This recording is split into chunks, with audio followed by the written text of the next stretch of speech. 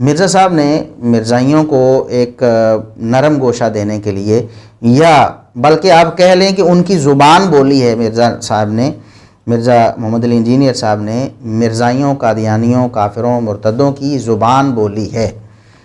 ان کا یہ دعویٰ ہمیشہ، پچھلے دنوں آپ نے دیکھا ہوگا کہ ٹرمپ کے ساتھ ایک عبدالشکور نامی قادیانی، اس نے بات چیت کی اور اس نے یہ رونا رویا، وہی رونا جو مرزا صاحب ان کے بارے میں رو رہے ہیں کہ ان پر ظلم و ستم ہوتا ہے جی، ان کو یہ کیا جاتا ہے، ان کو وہ کیا جاتا ہے، اور یہ ہے وہ ہے۔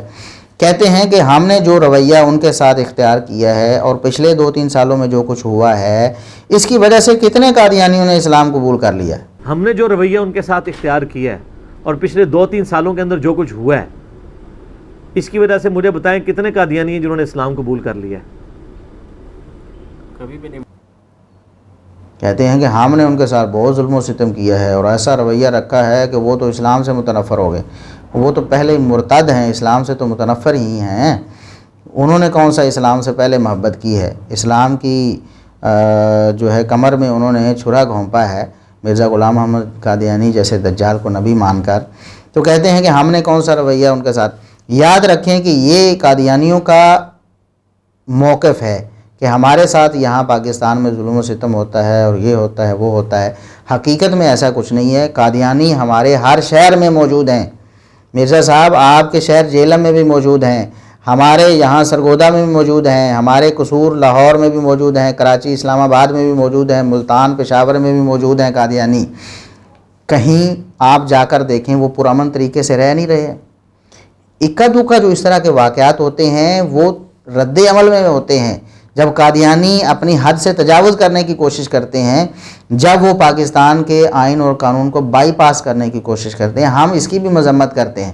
مسلمانوں کو، یہ عام افراد کو اجازت نہیں ہے کہ وہ قانون کو ہاتھ میں لیں، لیکن آپ یہ بھی تو بات سمجھیں کہ رد عمل بھی ایک چیز ہوتی ہے۔ جب ایک عمل ہو رہا ہے تو اس کے رد عمل میں کچھ ہو گیا ہے تو قادیانیوں کو چاہیے کہ وہ اپنی لیمٹ میں رہیں۔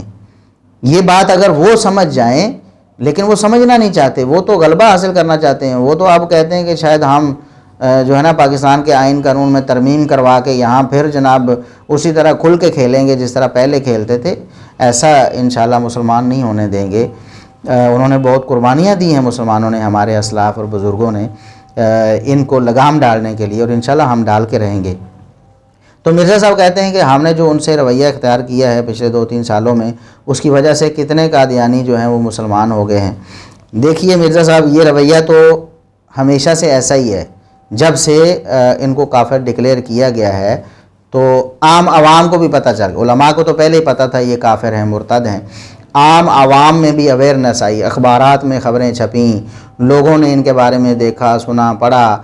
پھر ختم نبوت پر کام کرنے والے جو لوگ تھے انہوں نے اس پر بہت زیادہ کام کیا، لوگوں کو آگاہی ہوئی۔ تو اس سے پہلے جو قادیانی تھے وہ بہت کھل کر اس طرح کے معاملات کرتے تھے، پھر آئینی قانونی شکنجے میں آ گئے، ان کو محدود ہونا پڑا۔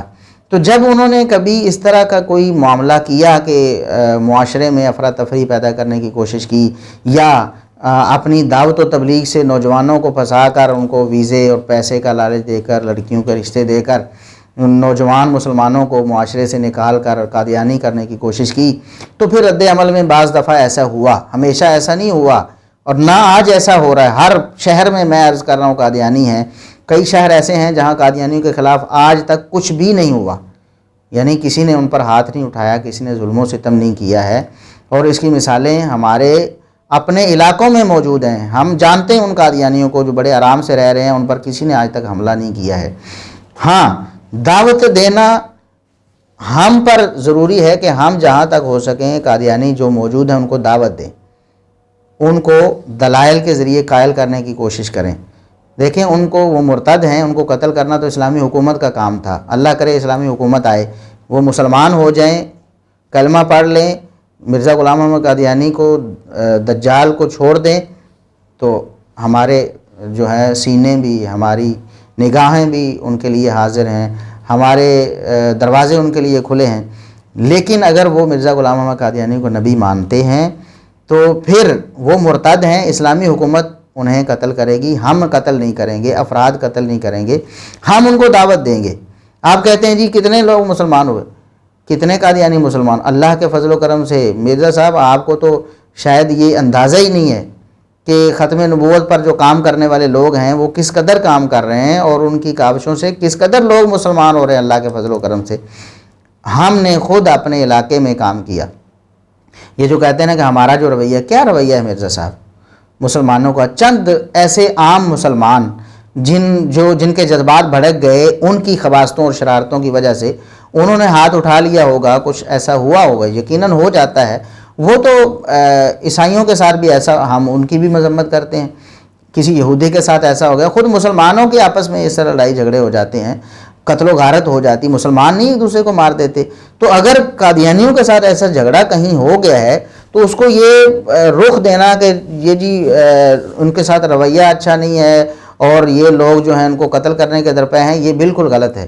ہم مرزائیوں کو قتل کرنے کے بالکل درپے نہیں ہیں، ہم ان کو دعوت و تبلیغ کرتے ہیں، اور اللہ کے فضل و کرم سے اس کے جو اثرات اور نتائج بھی لوگوں کے سامنے آئے ہیں، ہر علاقے میں آتے رہتے ہیں۔ ہم نے خود اپنے علاقے میں، قصور کے علاقے میں، ہمارا جو گاؤں تھا وہاں بہت زیادہ قادیانی، اب بھی ہوں گے قادیانی، وہاں بہت زیادہ قادیانی تھے۔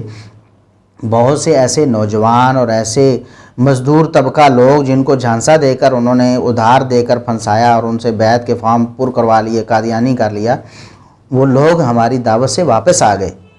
ہم نے ان کے ساتھ یہی رویہ رکھا۔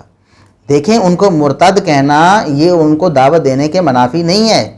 ہم نے ان کو مرتد کہہ کر دعوت دی۔ خود میں اللہ کے فضل و کرم سے بنفس نفیس خود میں ان کے پاس جاتا رہا اور ان کو جا کر کہتا رہا کہ تم ہمارے نزدیک مرتد اور کافر ہو، لیکن میں تمہیں دعوت دینے آیا ہوں، میں تمہارا خیر خواہ ہوں۔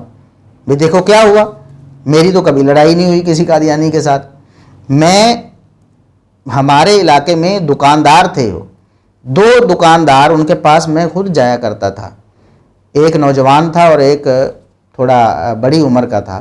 میں دونوں کے پاس ان کی دکان پہ جاتا اور وہ اپنے گاہکوں کے ساتھ مشغول بھی ہو جاتے، اور جب ان کے گاہک چلے جاتے میں دوبارہ اپنی بات سٹارٹ کر لیتا، پھر گاہک آتے میں پھر انتظار کرتا اور ان کو دعوت دیتا اچھے طریقے سے، اور انہیں کہتا کہ دیکھو تم ہمارے نزدیک مرتد اور کافر ہو، لیکن میں دلائل کے ذریعے تم پر حجت تمام کرنے آیا ہوں۔ دیکھیں یہ قرآن و سنت کے دلائل ہیں۔ مرزا غلام احمد قادیانی کا کفر اور ارتداد یہ ہے، آپ باز آ جائیں، آپ اس ارتداد سے توبہ کر لیں۔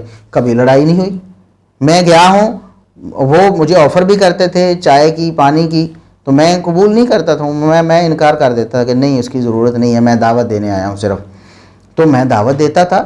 کئی دفعہ ہم نے ان کو اپنے پاس بھی بلا لیا اور بلا کر ان کو چائے پانی سے ان کی تواضع بھی کی اور ان کو دعوت بھی دی۔